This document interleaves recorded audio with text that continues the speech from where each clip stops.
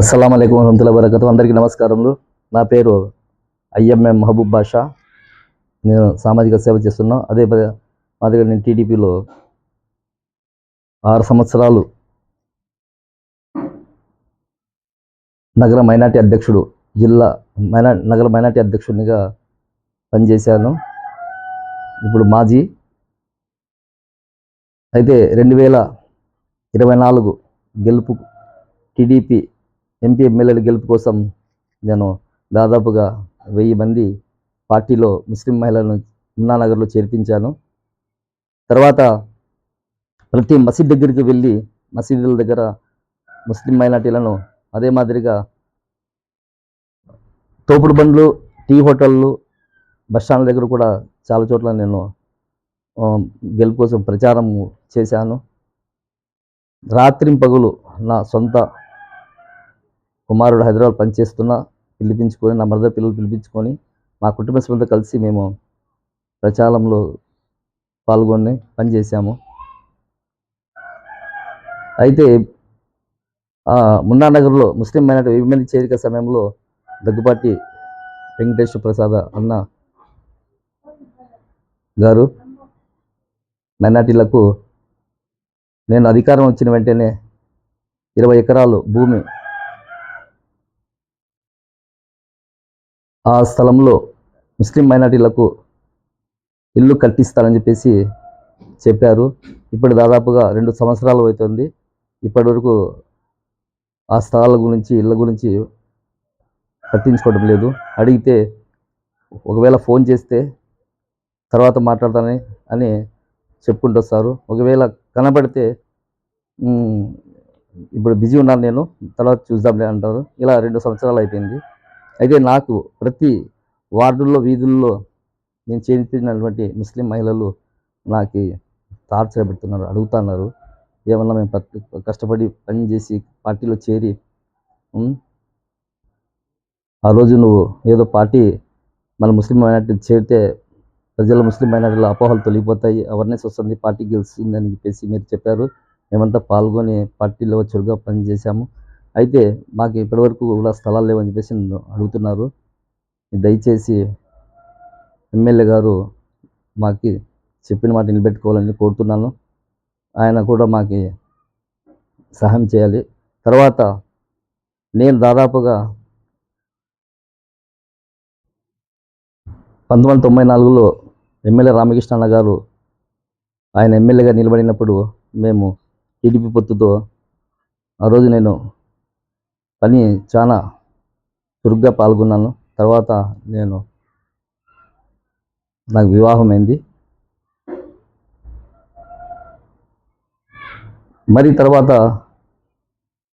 మన రామ్తుల్ అన్న గారికి అవకాశం వస్తే అప్పుడు కూడా మేము చాలా చురుగ్గా పాల్గొన్నాము. మసీదుల దగ్గర, వీధుల, వార్డుల్లో అన్ని చోట పోయి పనిచేసాము. ఒకరోజు మన పరిటాల రవి అన్న గారు విశ్వాంబరం కళ్యాణ మంటపం పక్కన రామ్తులన్న ప్రచారం అక్కడి నుంచి భోజన కార్యక్రమం జరుగుతున్న సమయంలో దాదాపు 1000 మంది ఉన్నారు. నేను అక్కడికి వెళ్ళినప్పుడు నన్ను చూసి నన్ను పిలిచి దగ్గరికి బషా రా అని చెప్పేసి పిలిచి, అన్నగారు అక్కడ ఉన్నటువంటి కొంతమంది నాయకులతో, రామ్మోహన్ అనే మా మున్నానగర్ వాసి, మీరు ఇక్కడ పాతూరందరూ ఇక్కడ మీరు బాగా చురుగ్గా పాల్గొని కష్టపడాలి, రామ్తోలు ఎటువంటి పరిస్థితుల్లో గెలిచాలని చెప్పేసి ఆయన చెప్పారు. ఎందుకంటే మైనార్టీలు చాలామంది నగరంలో ఉన్నారు, వారి అభివృద్ధి చెందాలని చెప్పేసి ఆయన చెప్పడం జరిగింది. అప్పుడు మేము చాలా ఆయన మాటలు విని మేము ఇంకా గట్టిగా పనిచేసాము. దురదృష్టవశాత్తు మా రామ్తుల్ గారు చనిపోయారు. ఆయన కోసం చాలా మేము కష్టపడ్డాం.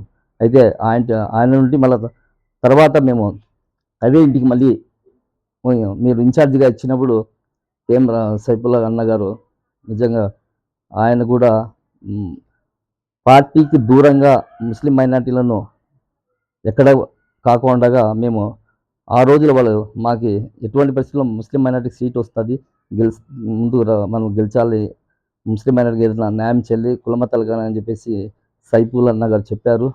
ఆ దృష్టిలో పెట్టుకొని మేము ఆయన చేసే ప్రతి కార్యక్రమం మేము విజయవంతం చేశాం.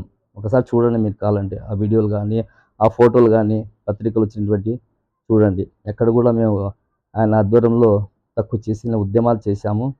రవి అన్న గారు చనిపోయిన తర్వాత చాలామంది టీడీపీ ఉద్యమాల్లో పాల్గొనడానికి ఎవరు ముందుకు రాలే.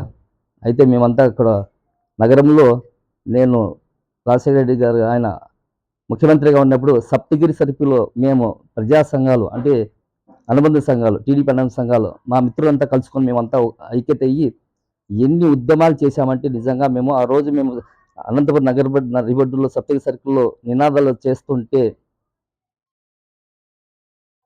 రాజశేఖర రెడ్డి గారు ముఖ్యమంత్రి గారికి ఆయనకి వ్యతిరేకంగా మేము స్లోగన్ ఇస్తుంటే చాలామంది మమ్మల్ని బెదిరించారు. అయినా మేము బెదరుకోకుండా ఎన్నో ఉద్యమాలు చేశాం. అలా కష్టపడ్డాం మేము. మీరు అడగండి ఒకసారి హనుమంతరాయ చౌదరి అన్న కానీ, కాళు శ్రీనివాసన్ అన్న కానీ, ఇంకా మన తాడపత్రి ఫయాజ్ అన్న కానీ, చాంద్ బాషా అన్న కానీ, అబ్దుల్ అన్న కానీ, ఇంకా మన వర్ధాపూర్ సూర్య అన్న కానీ, ఇంకా చాలామంది ఉంటారు నగరంలో. ముఖ్యంగా సునీతమ్మ అక్క కూడా మాకు దగ్గరుండి చూశారు. ఆ అక్కగారు ఇప్పటికీ మాకు ఎంతో అభిమానం చేస్తారు. అక్కగారు ఎక్కడ వెళ్ళినా కూడా మాకు గౌరవిస్తారు. ఎక్కడ కనపడినా కూడా మాట్లాడించడం జరుగుతుంది. ఇప్పుడు చూస్తే ఇక్కడ లోకల్గా మేము నిజంగా మేమంత కష్టపడ్డాము. చాలా డబ్బులు మేము పార్టీ కోసం కష్టపడి ఇక్కడ ఒకసారి కూడా మేము ఎక్కడెక్కడ కూడా పార్టీతో మేము పని చేయించుకునేది లేదన్నా. తర్వాత మేము నగరంలో మైనార్టీలకు దర్గాలు కానీ, మసీదు కానీ, ఈద్గాలు కానీ, ఖబర్స్థాన్ కానీ మేము ఎన్నికల్లో టీడీపీ గెలిస్తే అందరికీ మీకు నిధులు కేటాయించి పని చేపిస్తామని చెప్పి వాగ్దానం చేశాం. ఎక్కడ కూడా ఒక పని జరగలేదు ఇప్పటి వరకు. అది కూడా మమ్మల్ని ప్రశ్నిస్తున్నారు. ఆ రోజు నువ్వు మసీదు దగ్గర వచ్చి చెప్పావు అని చెప్పేసి. ఇది కూడా మీరు ఒకసారి గమనించాలి. చంద్రబాబు నాయుడు సార్ గారు, లోకేష్ సార్ గారు. నేను చెప్పడం ఏమంటే సార్, నేను ఈ పార్టీ కోసము నేను నా పిల్లలకు డబ్బులు, నా కూతురు పెళ్ళికి కానీ, నాకు మొత్తం 7 మంది కొడుకులు, ఒక కూతురు ఉంది. చిన్న చిన్న పిల్లలు వాళ్ళ నోరు కొట్టి నేను పార్టీ కోసం ఖర్చు పెట్టాను. చాలా నిజంగా మా పిల్లలు ఇప్పుడు చూస్తే బాధ అనిపిస్తుంది. అది ఒకసారి ఆలోచించండి సార్. నేను ఎంతమంది కుటుంబ సభ్యులు పోషించుకుంటూ ఆ డబ్బులన్నీ ఖర్చు పెట్టి ఇప్పుడు నా దగ్గర ఏమి లేకుండా చాలా ఇబ్బంది పడుతున్నాను. అయినా కూడా నేను బాధపడలేదు. కానీ నాకే ఇప్పుడు ఎమ్మెల్యే దగ్గుబాటి వెంకటప్రసాద్ అన్నగారు నాకు వాయిస్ కాల్తో జాగ్రత్త, నువ్వు ఇబ్బందులు పడతావు, నేను అధికారంలో ఉన్నాను, లక్షల కోట్లు నేను ఖర్చు పెట్టాను, నాకు మోసం చేశాను నగరంలో అని చెప్పేసి అంటున్నారు. ఎందుకు సార్, మేమెందుకు మోసం చేస్తాం? వీడియో క్లిప్పింగ్తో సహా పెట్టినాను ఆయనకి. ఆ రోజు నేను ప్రతి కార్యక్రమం పాల్గొనేది చెప్పినాను. నేను మేమేమన్నా అంత మీకు ఇబ్బంది ఉండేది ఎందుకు? వేల కోట్లు ఎందుకు పెట్టారు? లక్షలు కోట్లు ఇవన్నీ ఎందుకు పెట్టాలి? అవసరం ఏముంది? ఎవరన్నా అనంతపురం వస్తాంతా మీ దగ్గరికి వచ్చి అన్న నువ్వే నిలబడాలా, నువ్వైతేనే గెలుస్తావు అని చెప్పినారా? లేదే, ఎవరు పోలేదు. అదేదో ఆయన పార్టీ టికెట్ ఇక్కడ కుంపటి ఎక్కువ గొడవలు ఉన్నాయని చెప్పేసి ఏదో కొత్త వాళ్ళకి ఇస్తే మంచిదని చెప్పేసి ఆలోచించి ఏదో ఇచ్చినారు. లేదంటే ఇక్కడ ఉన్నటువంటి ఎంతోమంది పార్టీలో పనిచేసినటువంటి సీనియర్లు చాలా మంది ఉన్నారు. పార్టీ కోసం ఎప్పుడు రాత్రిపూలు కష్టపడి పార్టీకి భుజాలు వేసుకొని తిరుగుతున్నారు. మరి వారికి ఏం కదా? ఒకసారి ఆలోచించండి. వాళ్ళు ఇప్పటికీ మాకు పాత సీనియర్లు కానీ అందరూ చాలామంది మాకు అభిమానిస్తాను, మేము మాకు గుర్తిస్తారు కూడా.